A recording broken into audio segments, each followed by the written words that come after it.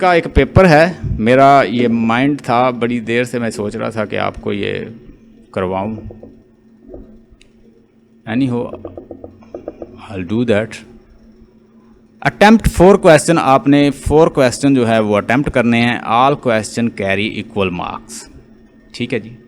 Discuss Aristotle theory of tragedy with reference to the tragedy you have read.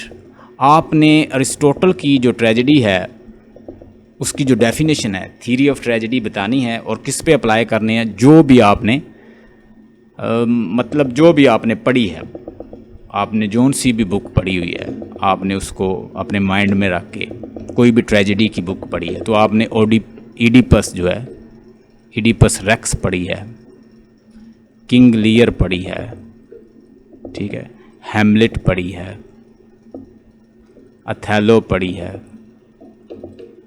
तो हम जो हमें सबसे अच्छी लग रही है, जो इजी है, वो ईडिपस है, तो हम ईडिपस पे अप्लाई करेंगे और उसको उसने आइडियल ट्रेजिक हीरो भी कहा है।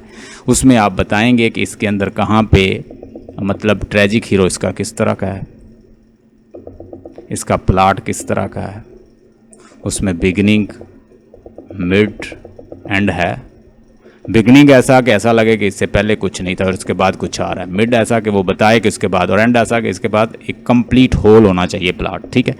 और उसने प्लॉट को सोल कहा है। ट्रेजिक हीरो को डिफाइन करें, प्लॉट को डिफाइन करें, ठीक, प्लॉट, कैरेक्टर, डिक्शंस, मेलोडीज और जो भी है उसके बाद सॉन्ग्स, ये सब आप बताएं। प्लॉट, कैरेक्टर, डिक्शन, मेलोडीज वगैरह जो है वो आप बताएं, उसको डिस्कस करें और उसको देखें कि ईडिपस रेक्स में ये चीज़ें कहाँ कहाँ मौजूद हैं। आप बताएं कि उसका कॉम्प्लेक्स प्लॉट है या उसका सिंपल प्लॉट है, ये आप बताएंगे उसके अंदर। तो ये जो फर्स्ट क्वेश्चन है ये नहायत इजी है, मुश्किल नहीं है, आप इसको कर सकते हैं। सेकंड क्वेश्चन देखिएगा। How does William trace the rank of the tragic hero from the classical to the modern time? यहाँ पे एक क्वेश्चन मैंने आपको सेंड किया है। आपने जो कंसेप्ट ऑफ ट्रेजेडी है, मॉडर्न कंसेप्ट यानी classical to modern concept of tragedy है, वो बताना है। ये मैंने आपको सेंड किया है क्वेश्चन, आपने इसको देख लेना है। यानी आपने क्या करना है, मॉडर्न और क्लासिकल कंसेप्ट ऑफ जो ट्रेजेडी है वो बताना। मैंने वो आपको सेंड कर दिया है क्वेश्चन, उसको आपने देखना है, नॉट वेरी डिफ़िकल्ट। और इसके ऊपर रेमंड विलियम ने बड़ी डिटेल डिस्कशन की है। William traced out the rank of the tragic hero from the classical to the, यानी क्लासिकल में क्या कंसेप्ट था कि एक आइडियल ट्रेजिक हीरो क्या होता है कि उसके अंदर क्या हो कि वो रॉयल हो, ठीक है, वो मीडियोकर हो, मिड लेवल पे हो, ना वो ज़्यादा अच्छा ना बुरा, ठीक है, रॉयल बर्थ हो मिड लेवल पे, और उसके अंदर एक हमार्टिया हो, ट्रेजिक फ्ला हो, और वो उसको डाउनफॉल की तरफ लेकर जाए। लेकिन with the passage of time अब रॉयल बर्थ जो है क्लासिकल में हम देखते हैं कि रॉयल बर्थ नहीं है, डॉक्टर फास्टर की रॉयल बर्थ नहीं है। जब हम एलिजाबेथन एज में जाते हैं तो हम देखते हैं कि ऐसा नहीं है। रेनेसेंस एज में देखते हैं, तो मेडिवल एज में देखते हैं तो वहाँ पे रिलीजन जो है वही डाउनफॉल है, मोरालिटी जो है वही डाउनफॉल है आपका। और इसके बाद हम लेसिंग का कंसेप्ट जो है और इसके मार्क्सिस्ट व्यू से और डिफरेंट व्यू से ट्रेजेडी को एक्सप्लेन कर सकते हैं। आप मार्क्सिस्ट व्यू पॉइंट ट्रेजेडी का दे सकते हैं, यहाँ पे लेसिंग का कंसेप्ट दे सकते हैं, ठीक है, और इस तरह के डिफरेंट जो राइटर्स ने कंसेप्ट दिए हैं ट्रेजेडी के वो आप बता सकते हैं। ये दूसरा क्वेश्चन है। In what way did new critics change the approach of the criticism towards a literary text? Catherine Bell से। आपको पता होगा कि पहले ये होता था कि आप एक कन्वेंशनल ट्रेडिशनल वे था कि अगर आपने किसी पोएम को एवेल्यूएट करना है तो हम राइटर की बायोग्राफी जो है वो पढ़ने लग जाते हैं, राइटर्स बायोग्राफी, क्या हुआ था उसके साथ, क्या हुआ। लेकिन with the passage of time जैसे जैसे फॉर्मलिस्ट अप्रोच आई है, ठीक है। और न्यू क्रिटिसिज्म आया है, स्ट्रक्चरलिस्ट अप्रोच आई है, पोस्ट स्ट्रक्चरलिस्ट आई है अप्रोच। तो टेक्स्ट को देखने का अंदाज चेंज हो गया। जैसे फॉर्मलिस्ट अप्रोच है तो उसके अंदर हम क्या करते हैं क्रिटिसिज्म की, कि ये पोएम है, पोएम इटसेल्फ एक सेल्फ कंटेन्ड मीनिंग रखती है और हमने उसको देखना है। उसके अंदर मेटाफर देखें, उसके अंदर सिमिली देखें, उसके अंदर टोन देखें, उसके अंदर स्टाइल देखें, उसके अंदर पैराडॉक्स देखें, उसके अंदर जो चीज़ें हैं बैकग्राउंड उसका देखें पोएम का, तो वही आपको मीनिंग दे देगी। Don't go to the external source. तो ये अप्रोचेस जो हैं न्यू अप्रोचेस आई हैं। How young writer disadvantage without the sense of the tradition. मुश्किल नहीं है, वही टी.एस. एलियट का कंसेप्ट है, आपको कंफ्यूज करने की कोशिश की गई है। ट्रेडिशन एंड इंडिविजुअल टैलेंट का पूरा जो है पूरी असाइनमेंट लग जाएगी, ट्रेडिशन एंड इंडिविजुअल टैलेंट,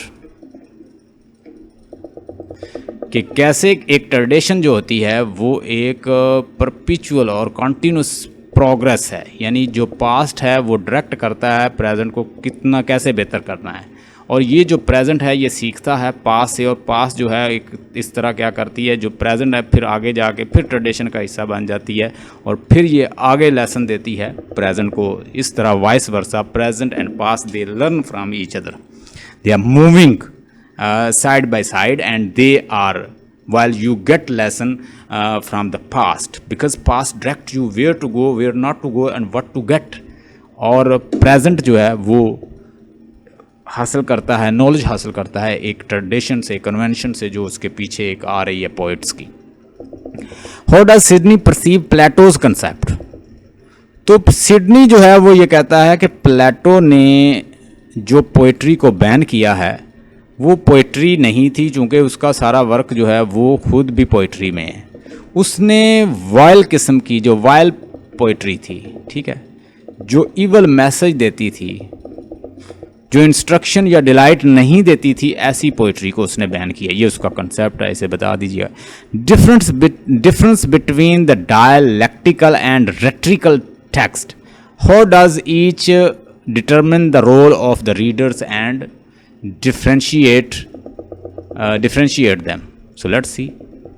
चलो इसको देखते हैं। मेरे पास यहाँ पे क्वेश्चन है बिल्कुल यही, अगर इसको गौर से देखें, difference between rhetorics and dialect. Rhetoric का मतलब होता है, डायलैक्टिक होता है कि आप किसी को कोई टीचिंग कर रहे हैं, ठीक है, और रेट्रिक का मतलब होता है कि एक बंदा खड़ा है और उसके सामने लोग खड़े हैं और वो उनको एक स्पीच कर रहा है, ठीक है, और अपनी आर्गूमेंट दे रहा है बड़े लॉजिकल। और लेकिन ये जो डायलैक्ट है ये क्या है, ये 1 to 1 कन्वर्सेशन है। ये आप आर्गूमेंट किसको दे रहे हैं, जो आपके सामने बंदा है एक दूसरे के साथ, लेकिन ये एक कन्वर्सेशन है, बहुत ज़्यादा लोगों को आप, ये पॉलिटिकल हो सकती है, ये कोई बड़े लेवल पे हो सकती है।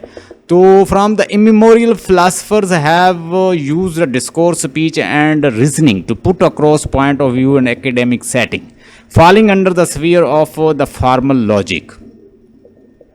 So both rhetoric and dialectics mean expressing opinions, and dialogue and skills and persuasions, reasonable argument and support and refute the propositions. So what is rhetoric?